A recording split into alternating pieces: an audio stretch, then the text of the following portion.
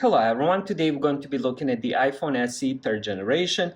This phone was introduced in the 2022. You can get this phone in 3 different colors, black, white, and red. And you can also get it with the 64 gigabytes, 128, or 256 gigabytes. This phone has the A15 Bionic chip with 4 gigabytes of RAM, which is definitely the major improvement from the earlier version that had 8-volt Bionic and 3 gigabytes of RAM.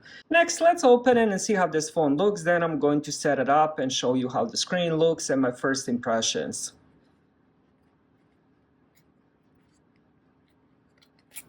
Alright, let's peel the back. There we go. Let's put that on the side. And here we go. It looks the same as the earlier version of the SE 2020. And here we go with a little bit of the paperwork. So we have SIM injector tool, we have little sticker, and then this will be some kind of, what is this? Safety and handling. Let's put that back. And we also get the cable, USB-C to Lightning port. Now let's put that on the side. Here we go with the phone. So here we have a little bit of instructions here what the buttons are. So we have the mute, volume up and down, then we have the power button. We also have the fingerprint sensor, which doesn't come with the iPhones anymore, but I still love using that fingerprint sensor. I do have the iPhone SE 2020 version, and here we go with the flash and one camera on the back. Now let's peel that off.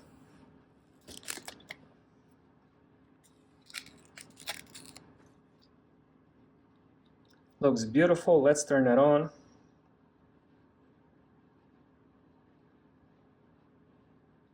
And here we go. Next, what I'm gonna do is set it up and then I'll be back.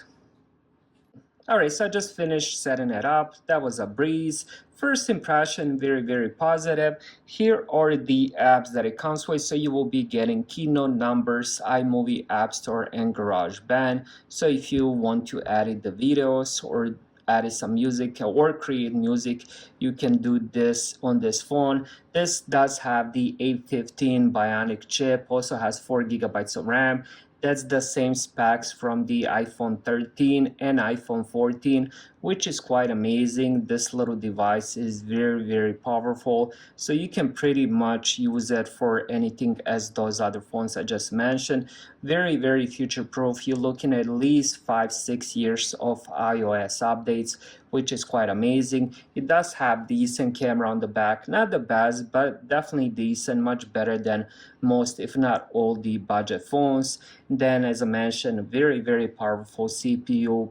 Now I already have the iPhone SE 2020, so the earlier version, and that one performs still amazingly. I can play a lot of games and stuff like that, and this one has much bigger upgrade. The CPU and extra gigabyte of RAM is quite amazing.